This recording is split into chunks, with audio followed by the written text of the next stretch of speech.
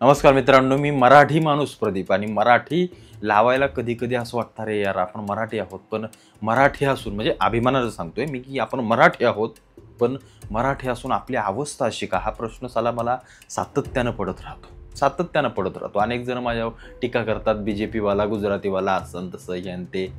ज्यांचा मेंदू डोक्यात नाहीये ती फक्त लोक बोलत बस. त्यांना काय वाटतं माहितीये का, की मराठी भाषा आली किंवा मराठी आणि गुजराती या सगळ्या गोष्टी असल्यानंतर फक्त भाषा शिकवायची त्यांना मारून ते दमदाटी करून, बाकी आपल्यामध्ये काय प्रकाश पाडायचा आणि आपण कसं पुढे जायचं याबद्दल काही मराठी माणसाला पडलेलं नाहीये. इकडे पक्षवाले सगळे उठले मराठी करण्यात, की आपली दांडी घ्या, कुठं ते बोर्ड फोडा, कुठं काय करा, ठीक आहे, चांगल्या गोष्टी आहेत, त्या काही वाईट नाही आहेत, ते महाराष्ट्रात राहता तुम्ही केलं पाहिजे, पण आम्ही फक्त तेवढंच करत बसतोय. बाकी आमच्यात जी काही मोठी ही हवी, प्रगती हवी, ती आम्ही कुठलं करतोय? नाही करत. बरं, ते गुजराती, मारवाडी ही सगळी लोक आपला धंदा, व्यवसाय, सगळ्या गोष्टी व्यवस्थित कशा बसतील त्याकडे कसं जास्तीत जास्त लक्ष देता येईल याकडे जास्त फिरतात. गुजराती माणूस, मोठे मोठे पैसेवाले, ते राजकारण चालवतात, ते राजकारण करतात, राजकारण्यांना हाताशी धरून आपला धंदा कसा मोठा होईल ते बघतात. अंबानीचं जिओ कसं मोठं होईल याच्यासाठी त्यानं नरेंद्र मोदी किंवा या सरकारच्या मागे लागून आपलं जिओ आणि सगळ्या इंडस्ट्रीज मोठ्या करत चाललाय तो, किंवा ते सगळीच गुजराती माणसं. आपला मराठी माणूस दादा, भैया, साहेब, काका, मामा, सतरंजा उचला, गाड्यांवरती फोटो काढा, रीला बनवा, फॉर्च्युनर घ्या, थार घ्या, मग त्याला ड्रिप मारा, मग ते रील टाका, हम सरकार, काय ते गाणी बिनी तसले टाकत. आमचं आयुष्य त्याच्यातच गेलं. बरं, मुंबईमध्ये राहणारा आमचा मराठी माणूस झोपडपट्टीत आहे अजून. तो वाट बघतोय की SRAचे नंबर कधी पडतील माझ्या रूमांवरती, माझ्या दारावरती.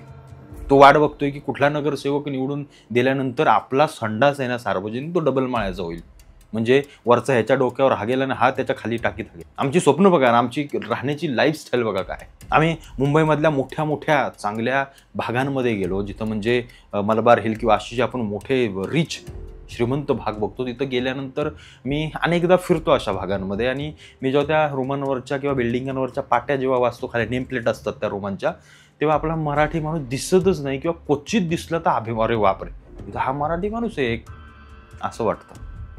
आम्ही झोपडपट्ट्यांमध्ये गेलो, आम्ही दुसऱ्यांना आणलं तरी झोपडपट्ट्यांमध्येच येतोय. बरं, येतोय कसं येतोय? आमच्या इकडच्या जमिनी विकतोय गावाकडच्या, कोणाला विकतोय? ते परप्रांतीयांनाच इकडे तिकडे विकतोय, आणि तिकडचं सगळं विकून मुंबईत येऊन एक चाळीत रूम घेतोय 25-30 लाखाची, 40 लाखाची. नाहीतर जास्तीत जास्त बिल्डिंगमध्ये घेतली तर विरार, कल्याण, डोंबिवली, कर्जत, खोपोली, ठाण्यात घेतली तरी अगदी लांब तिकडे वरपर्यंत, अशा ह्याच्यामध्ये आपण घेतोय. आता ती नवी मुंबई वाढत चालली, तिसरी ते तिकडे कुठे घेतोय ते घेतो. पण आम्ही मराठी म्हणून आम्ही स्वतःला वृद्धिंगत कधी करणार आहोत याचा जरा स्वतःला प्रश्न विचारा. जे मराठीसाठी लढणार आहेत त्यांची करोडो लाखोंची घरं उभी राहिली, आणि मराठी माणूस काय करतोय? आजही ट्रेनमध्ये धक्केच खात जातोय. आजही म्हणजे विचार करा ना, मराठीसाठी राजकारण करणारे, मराठीसाठी लढणारे नेते 20-20, 25-25, 30-30 वर्षापासून राजकारण करतायत, मग मराठी माणूस मोठा का होत नाहीये? बरं, जे मोठे आहेत 4-5 हातावर मोजणे आहेत की ते असे सांगतात, कॉलर टाईट करून त्यांची भाषा वापरतात, किंवा असं त्यांचे ॲडव्हर्टाईज करतात की काय मराठी माणूस मागे आहे का? मराठी माणूस पण आमचा जगात पुढे. अरे किती त्याची संख्या सांग ना त्याची. गुजराती टक्का घेतला, मारवाडी टक्का घेतला, 90% सांगू शकतो आपण सगळे मोठे आहेत. काय 10-15% राहिले असतील गावाकडे, जे गरीब आहेत, शेती वगैरे करून सगळ्या गोष्टी सांभाळून. बरं, तेही तिकडे श्रीमंत आहेत, त्यांनाही हलक्यात घेऊ नका. पण आम्ही फक्त भाषेवरती भांडतोय. आम्ही फक्त राजकारण आलं की आम्हाला फक्त मराठी आठवतं, बाकी आमचा सगळ्या गोष्टी गळून पडतात, बाकी सगळं आमचं गळून पडतं. आम्ही एकमेकांना मागे खेचण्यात, आम्ही जातीत वाटलेलो, आम्ही कोणी मराठा, साळी, माळी, कुणबी, हे ते, आगरी, कोळी, सगळे आम्ही एकमेकांकडे वाटलेलो.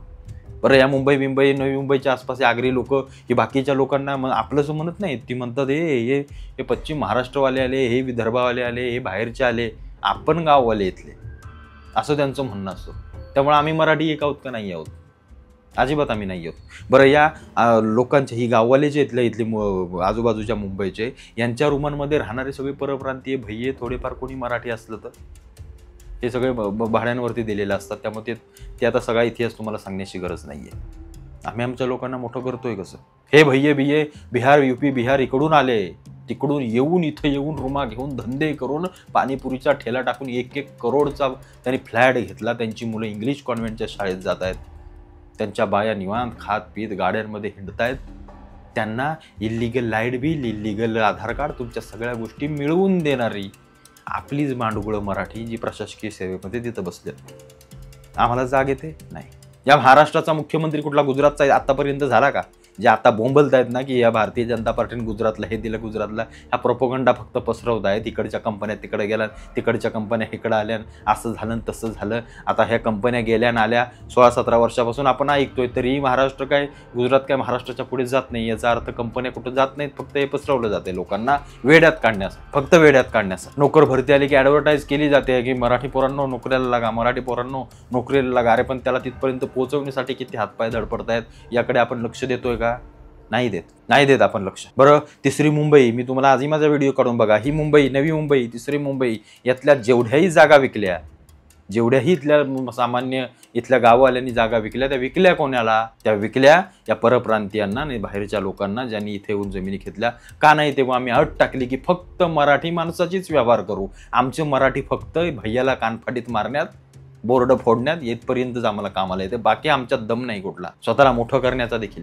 म्हणजे आम्ही गावाकडच्या जमिनींचं वाटोळं केलं.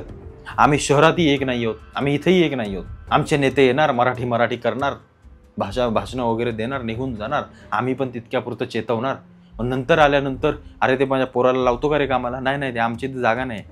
आपल्या मराठी माणसाचा तोरा असतो.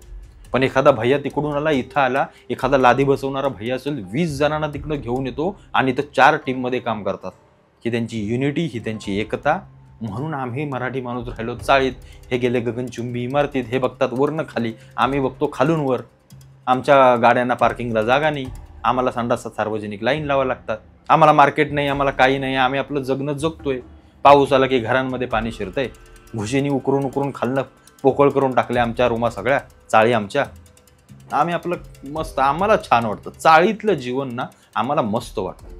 चाळीतच खरी माणुसकी होती, चाळीतच खऱ्या सगळ्या गोष्टी होत्या. नाही, मान्य आहे ना ते, पण तिथंच राहायचं का? चाळीतच. बरं, गेला तरी मराठी माणूस कुठे आहे? मुंबईच्या बाहेरच. हात काय शिरायला मागत नाही. कधी विचार केला आम्ही? कधी विचार केला याचा? ते जसे स्वतःच्या लोकांना मोठं करतात, पैशावर लक्ष देतात, धंद्यांवरती लक्ष देतात, उद्योग धंद्यांवरती लक्ष देतात. त्यांचा राजकारणी एखादा असेल तर तो, त्यांची माणसं कशी मोठी होतील, या अंबानी अदानी बिदानी कसे मोठे झाले, काय त्यांना दोष देण्यात अर्थ नाहीये. त्यांनी त्यांच्या हिमतीवर, त्यांनी त्यांच्या मेहनतीवर आणि त्यांनी त्यांच्या लोकांच्या विश्वासावर एकमेकांना पुढे घेऊन जाण्याची सगळी साखळी रचली, म्हणून ते तिथपर्यंत गेले. आणि तुम्ही ना आम्ही फक्त भांडत बसलोय. आज या मुंबई, पुण्यासारख्या शहरांमध्ये या मोठ्या अरे घोडे बाजार सगळ्या जमिनींचा झाला. तुमच्या बापजाद्यांची जमिनी 7/12च्या 7/12 कोरे केले आणि आपण अभिमान बाळगतो मराठी असल्याचा. लाज वाटली पाहिजे आपल्याला, लाज वाटली पाहिजे. हे राजकारण करणारे मराठीवरती, त्यांना पहिले हाकलून लावले पाहिजेत बाहेर की तुम्ही फक्त राजकारण करत बसलात, पण कुठल्याही पोराच्या हाताला काम देऊ शकला नाहीत. कुठल्याही पोराला त्याच्यामध्ये काय कसा मोठा होईल, तुमचा समाज, मराठी समाज कसा पुढे जाईल, यासाठी देखील तुम्ही काही करू शकला नाही. आणि जे केलं ते त्यातही राजकारणच होतं. निस्वार्थपणे तर काहीच केलं नाही, घंटा काही केलं नाही. त्यामुळं आपल्या मराठी माणसाच्या मागे असण्याला आपणच कारणीभूत आहोत, हे सगळ्यात पहिलं मराठी माणसांनो मान्य करा. आणि त्यानंतर दुसऱ्याच्या कानाखाली वाजवा की तू भाषा बोल म्हणून. तेव्हा त्याला सांगा, तेव्हा त्यात तुम्ही सगळ्या गोष्टी करा. आम्ही फक्त आणि फक्त पैसा, आणि तो पैसाही आपल्याला नीट मिळत नाही, त्याच्यासाठी चालणारी आमची नाहक नको त्या मार्गाची धडपड, यामध्ये आपला मराठी माणूस मागं राहतोय. तो पुढे गेला त्याला मागे घे, हा पुढे गेला याला मागे घे. अरे जा ना, सगळ्यांनी हाताला हात मिळून पुढे का नाही जाऊ शकत तुम्ही?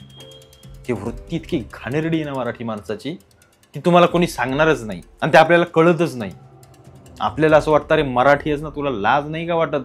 तू असं कसं बोलतोस मराठी माणसाच्या विरोधात? एवढंच फक्त बोलायला येतं. पण त्याच्यावर अभ्यास करण्यासाठी म्हटलं ना तर ते आपल्याला जमत नाही. ते आपल्याला जमलं पाहिजे, एवढंच फक्त मी तुम्हाला सांगतो. आणि मी इथंच थांबतो. जय हिंद, जय महाराष्ट्र.